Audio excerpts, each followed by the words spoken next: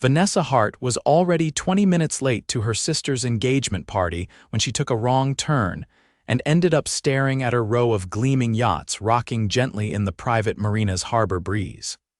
"Great," she muttered, glancing at her phone's dead screen. The GPS had died 10 minutes ago, and now she was stuck in a place that clearly screamed, "You don't belong here." Her beat-up Honda Civic looked like a joke parked next to a line of Bentleys and Range Rovers. She should have turned back. She really should have. But curiosity tugged at her, and she walked further down the dock, heels clicking against the wooden planks. Maybe someone here had a phone charger, or directions, or a miracle. She didn't expect to nearly collide with a 6-foot-something man in a crisp white linen shirt, black slacks, and the kind of face that made you forget how to breathe. He caught her elbow before she could stumble. "You lost?" he asked, voice low, smooth, but not condescending. Vanessa blinked up at him. His eyes were storm gray, sharp, and slightly amused. He looked like he belonged to the kind of world where people drank champagne for breakfast and had assistants to open their mail. Yeah," she said, trying to find her footing. "I was looking for Bellevue Gardens." "For an engagement party. That's on the other side of the hill," he said, tilting his head toward the opposite road. "You took a wrong turn." "Of course she did. Figures, my phone died, and apparently my sense of direction is equally dead." He glanced at her car, then back at her. "Want some help?" She hesitated. "I'm not trying to crash any rich people parties, I swear," he chuckled. "You're not crashing anything. I'm Zachary Stone." She raised an eyebrow. "Should I know that name?" His grin widened just a touch. "Not unless you read Forbes." She didn't. But she'd heard the name, Stone like Stone Enterprises, real estate, hotels, luxury architecture. Oh, she said, "exactly." He looked amused. She folded her arms and tried not to feel wildly out of place. "So, you live on a yacht." "I work too much to live anywhere," he said. "But yeah, I own that one." He nodded toward the sleek silver and black superyacht behind him. It looked like something out of a movie. Glass walls, multiple decks, and probably a helipad.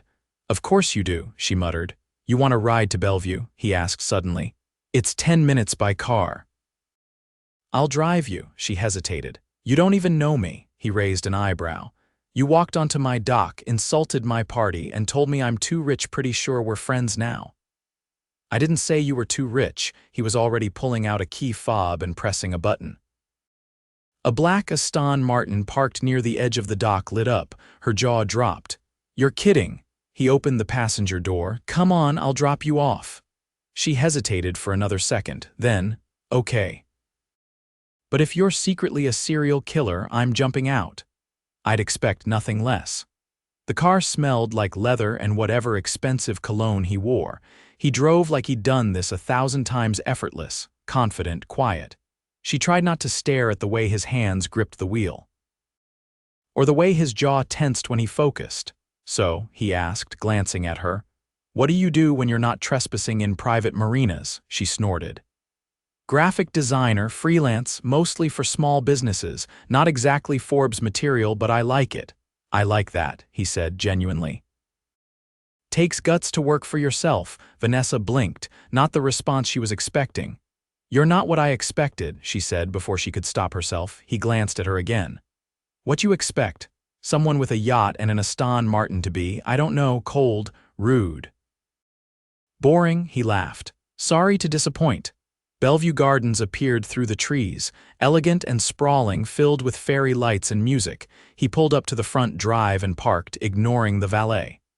"Thanks for the ride," she said, unbuckling. "Wait," he said, catching her wrist gently. "How about dinner?" She blinked.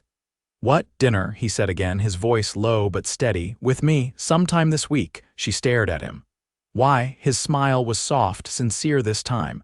"Because you're the most real thing I've run into in months.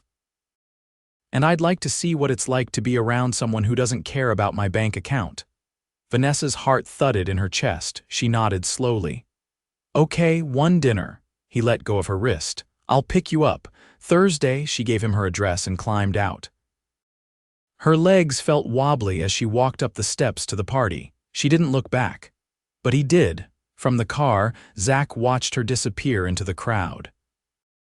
He didn't know what it was about her, maybe the sarcasm, maybe the spark in her eyes, but something had shifted the second she walked onto his dock. He wasn't used to chasing anyone, but he already knew he was going to chase her. The doorbell echoed through Vanessa's apartment late Thursday afternoon, just as she was finishing a mental pep talk in the hallway mirror. She adjusted the single gold earring she'd nearly forgotten, inhaled deeply, and opened the door.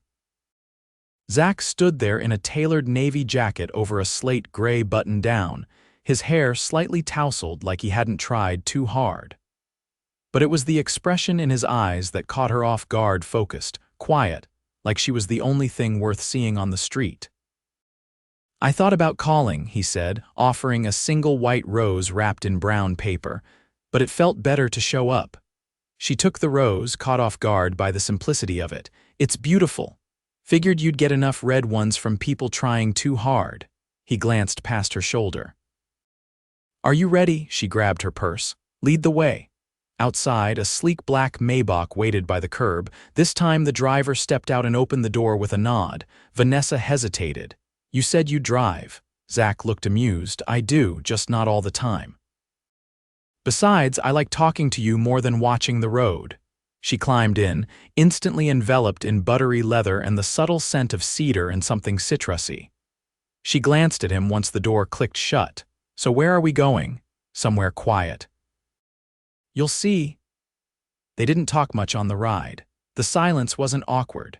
It was thick with the weight of two people trying to figure out why this felt like more than it should. When they arrived, the car pulled up to a discreet, ivy-covered stone building with no signage on the door. A man in a charcoal suit greeted them by name and led them through a hallway lined with art that didn't look like it belonged to any public collection. Inside, the restaurant had only 6 tables, each separated by low walls and velvet curtains for privacy. Candlelight flickered from crystal sconces. A soft quartet played somewhere beyond the silk drapes. "You bring all your guests here?" she asked as a hostess pulled out her chair. "Just the ones who ask difficult questions before I've even ordered wine." She narrowed her eyes, intrigued. "What makes you think I'm going to ask anything difficult? You're not the type to sit through small talk." She leaned forward slightly. "You don't know what type I am." "Not yet," he agreed. Their server arrived with a bottle already uncorked. Zach didn't order. Everything arrived without asking: courses of delicate seafood, handmade pasta, and desserts too intricate to pronounce. Vanessa tasted each with a quiet reverence. "This is unreal," she said after trying something that melted on her tongue like honey and cream. "They owe me a favor," he said lightly. "You say that like it's normal." "It is for me." She rested her chin on her hand. "What is normal for you?" He hesitated, swirling the wine slowly. "Meetings that start at 7 in the morning, flying to cities I barely see. Watching people pretend they care about you because they want something." Her voice dropped. "That sounds lonely." His expression didn't change, but something in him shifted. "It is." She sat back, watching him. For all the polish and power, there was a thread of weariness there, not weakness. "Just wait, the kind you carried alone for too long." "Why me?" she asked quietly. He met her eyes. "Because you didn't hesitate to call out the absurd, because you didn't try to impress me, and because when you looked at me, it wasn't with calculation." She reached for her glass. "That sounds dangerously close to a compliment." He smiled faintly. "You'll get used to it." After dinner, he didn't rush to leave. Instead, he led her onto a small balcony overlooking the water, far below the cliffs where the restaurant perched. The lights of the city shimmered across the bay. "I used to think success would feel like this," he said, resting his forearms on the railing. "Quiet, still, but it doesn't." She glanced at him. "What does it feel like?" "Pressure and noise. And people expecting more the moment you give anything." Vanessa leaned beside him, watching the tide roll in. "Maybe you need to stop giving." He turned toward her. "What if I want to give to you?" She didn't answer right away. The air between them felt charged, like standing too close to lightning. "You don't even know me," she whispered. "I want to," he said simply. "I don't want a version of you that fits into my world. I want the you who's still wondering if this is all a mistake." She looked away, heart hammering. What if it is? Then I'd rather make the mistake with you than play it safe on my own. Moments later, the car pulled up again. The driver waited, polite and silent, as Zach opened the door for her. She slid in, and he soon followed. The ride back to her apartment was quiet again, but this time, the silence felt warmer. Like whatever had cracked open between them wasn't going to close easily. When they reached her building, she turned toward him. I don't usually go to dinner with men who wear watches worth more than my rent. I don't usually have dinner with women who don't care. She stepped out, but before closing the door, she leaned in slightly. Thank you for not being what I expected. He met her gaze. You're welcome. For being exactly what I wasn't. She closed the door. The car pulled away from her window. She watched the taillights disappear into the street's curve. Her fingers still curled slightly from where their hands had brushed as she got out. She didn't know what this was. But she knew it had already changed something. Vanessa had never stepped foot inside an art gallery where the floor was polished marble, the ceiling was 20 feet high, and the champagne came in crystal flutes until now. She shouldn't have said yes. When Zach called that morning and asked if she'd go with him to a private showing for moral support, she should have found an excuse. But then he said her name like it meant something, and all her good sense folded. Now she stood in heels that pinched and a borrowed black dress from her roommate, trying not to gawk at a wall-sized oil painting of a woman with diamonds sewn into the canvas. You don't have to look so tense, Zach said beside her. You're not being graded. I feel like I'm going to knock over a sculpture and owe someone a house, she muttered, keeping her arms tightly at her sides. He grinned. I'll buy it before it hits the ground. She raised a brow. You're very confident. I'm very fast. Before she could respond, a woman in a silk pantsuit approached them. Her cheekbones could cut glass and her smile didn't reach her eyes. Zachary, she said, air kissing both sides of his face. I didn't know you were bringing company. Vanessa extended a hand. Vanessa Hart. The woman barely glanced at it. How lovely. Zach turned smoothly. Camille curates for the Whitney. She's got an eye for detail and a memory like a steel trap. Camille's gaze slid down Vanessa's dress.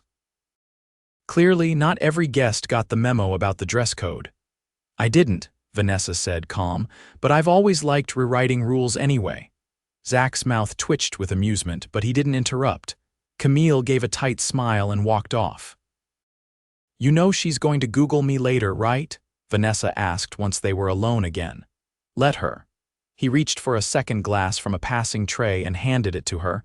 You handled that better than most boardroom veterans. I used to work retail during holiday season, she said. Nothing scares me anymore. He laughed, and she smiled at the sound. It felt unguarded, real, not like the measured tone he used with everyone else in the room. They moved through the gallery slowly, pausing in front of a series of abstract pieces layered with fragments of metal and burnt paper. Zach's hand hovered near her back but never touched, like he didn't want to push, like he didn't need to. Do you like any of this? She asked quietly. I don't buy for myself, he said. These are for a hotel I'm opening in Prague. A hotel? She echoed. Is that what you do, build beautiful places for strangers? He glanced at her, and for a second, the quiet confidence slipped. I used to think I was building places for people to belong, but lately I'm not so sure. Vanessa looked at the painting again. The jagged metal caught the light like broken glass. Maybe you're just not building for the right people. He didn't answer, but his silence felt heavier than any words. Later, they stepped out onto a rooftop terrace strung with hanging lanterns and framed by planters spilling jasmine. The city stretched below them, all glitter and hum. Vanessa leaned against the railing. I've never seen the skyline from this angle. Zach stood beside her, quiet for a beat. I come up here when I need to remember it's okay not to have all the answers. She turned toward him. You always look like you do. That's the trick, he said. People expect certainty. If you hesitate, they take advantage. Sounds exhausting. It is. He looked down at her then, and the space between them tightened. She didn't step back. She didn't want to. Why did you really ask me to come tonight? She asked. Because I wanted to see how you'd fit in a world that doesn't deserve you, he said simply. Vanessa's throat tightened. And you didn't fit, you challenged it. His voice dropped. That's exactly what I hoped for. She didn't move away when he took a step closer. His eyes searched hers, not asking, waiting. I don't know how to do this, she whispered. I don't know how to be part of someone else's world without losing myself. Then don't, he said. Let me come into yours. She closed her eyes for half a second, then nodded. He leaned in slowly. When their lips met, it wasn't fireworks or thunder, it was quiet and steady, like something inevitable finally catching up with them. When they pulled apart, neither spoke. The city glowed behind them, silent witness to the shift between two people who hadn't meant to find anything and somehow found everything.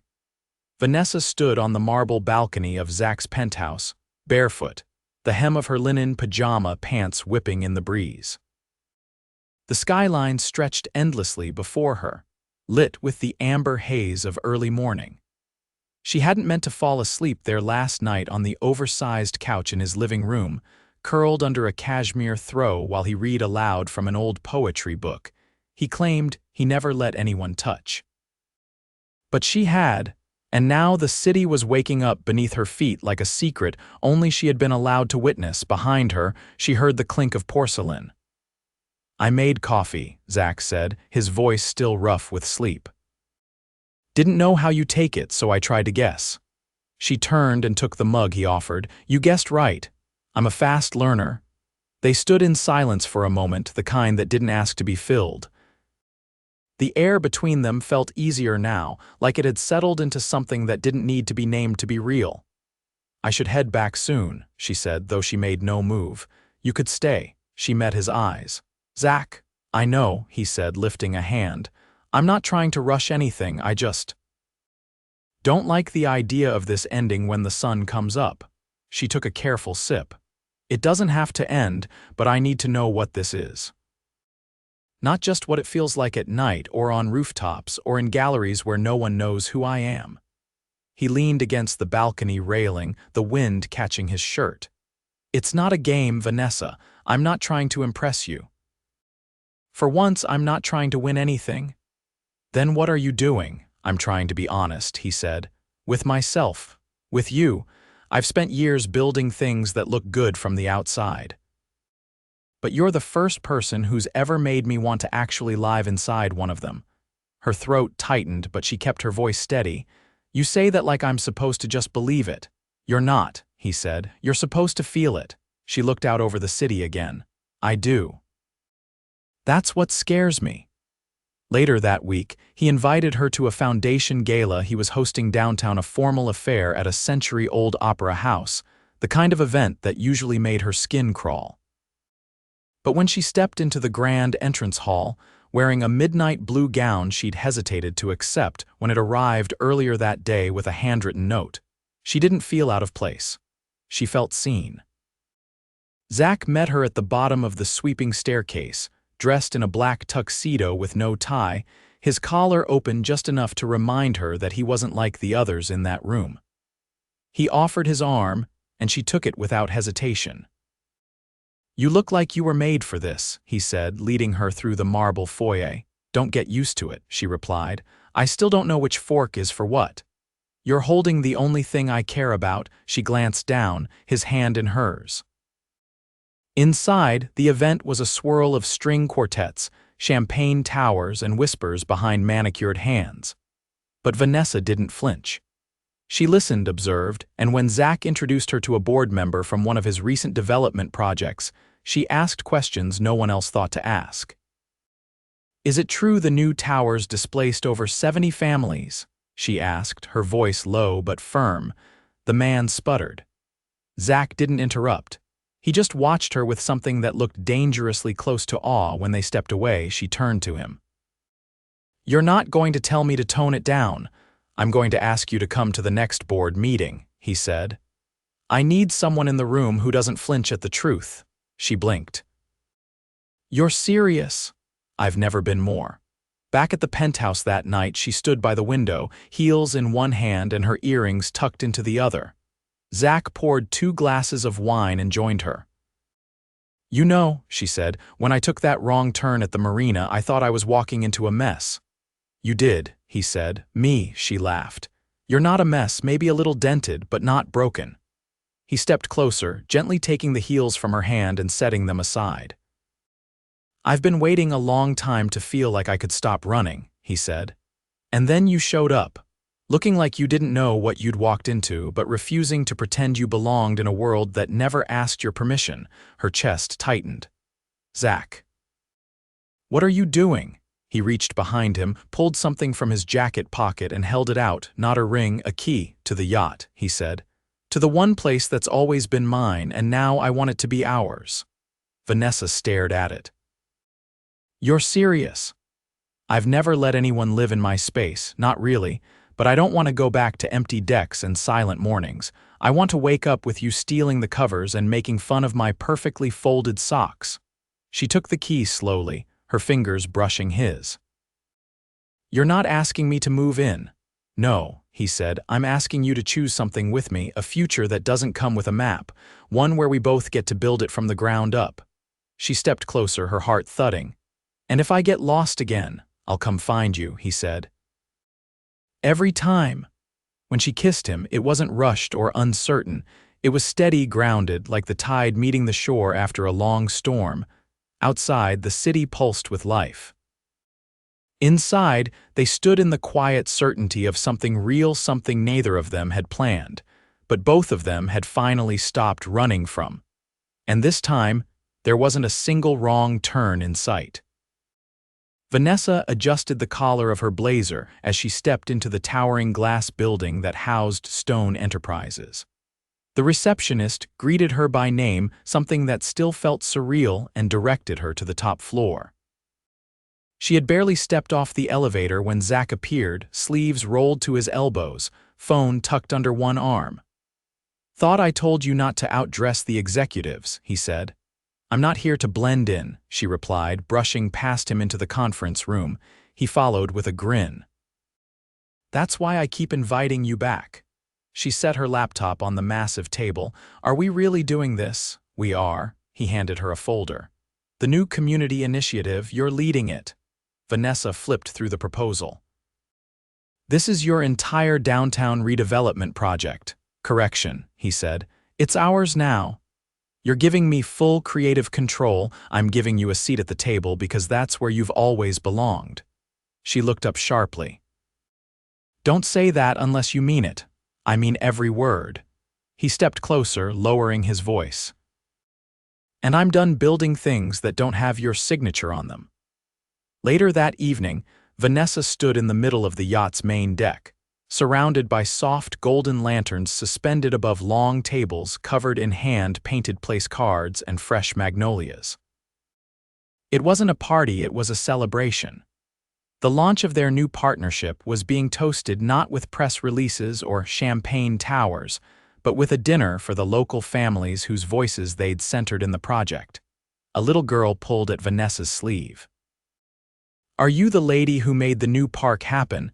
Vanessa knelt down. Sort of, I just told the right people to listen. The girl nodded thoughtfully.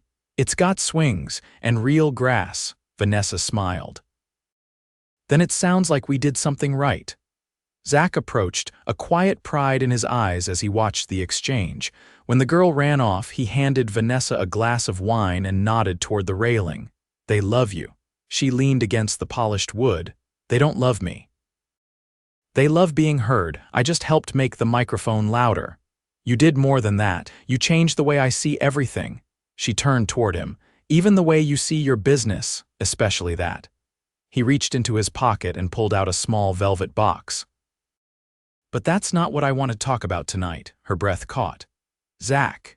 He opened the box slowly, revealing a delicate ring, no oversized diamond, just a single emerald set in a gold band, elegant and bold. I didn't want this to be about tradition or pressure, he said. I wanted it to be about you, about us, about how I've spent years surrounded by the world and never really saw it until you walked into that marina with a dead phone and too much honesty. She stared at the ring, her chest tight with emotion. You don't have to say yes right now, he continued. But I needed you to know that I see a life with you, one that doesn't ask you to shrink or change or pretend to be anyone else." Vanessa didn't hesitate. "You're ridiculous," she said, eyes shining. "You already gave me the yacht key, remember?" "I do. But I want to give you more." She took the ring, slid it onto her finger, and looked up at him. "Then yes," she said, "to the life, to all of it." He pulled her into him, their kiss soft and certain, the kind of kiss that didn't need approval or applause. The guests around them began to cheer, but neither of them noticed. Months passed, but the energy between them never dulled, it only deepened. They spent early mornings reviewing blueprints over coffee and late nights curled up on the yacht's top deck, tracing constellations and dreaming aloud. Vanessa launched a design firm from one of the yacht's repurposed offices, hiring local artists and overlooked talent. Zach restructured entire divisions of his company, shifting the focus from expansion to impact. Together, they oversaw projects that transformed neglected neighborhoods into living, breathing communities, places with gardens and gathering spaces, not just glass towers. They didn't rush a wedding. They didn't need to. Their lives had been stitched together with every late-night conversation, every hard choice made side by side. When they did finally stand beneath a canopy of white orchids in the courtyard of the first building they'd redesigned together, it wasn't a beginning. It was a continuation of something they'd already built with intention, with stubborn hope, and with the kind of love that refused to be anything but whole. As the last of the guests filtered out and the city lights flickered on once more, Zach pulled Vanessa into a slow dance under the stars. "I used to think love had to be big to matter," he said quietly. "Yachts, penthouse views, grand gestures. And now I know it's the quiet things, the way you laugh when you're focused, the way you don't let me get away with anything. The way you make everything feel like home without ever asking me to leave who I am behind." She rested her head against his chest. "Good. Because I was never going to let you hide behind all that shine. I don't want to shine without you." They danced until the sky turned soft gray, until the lanterns burned low, until the world around them faded into silence. And when morning came, they were still, their arms wrapped around each other, anchored not by circumstance or grandeur, but by the steady, unshakable truth that they had found the one thing neither of them knew they were searching for: forever.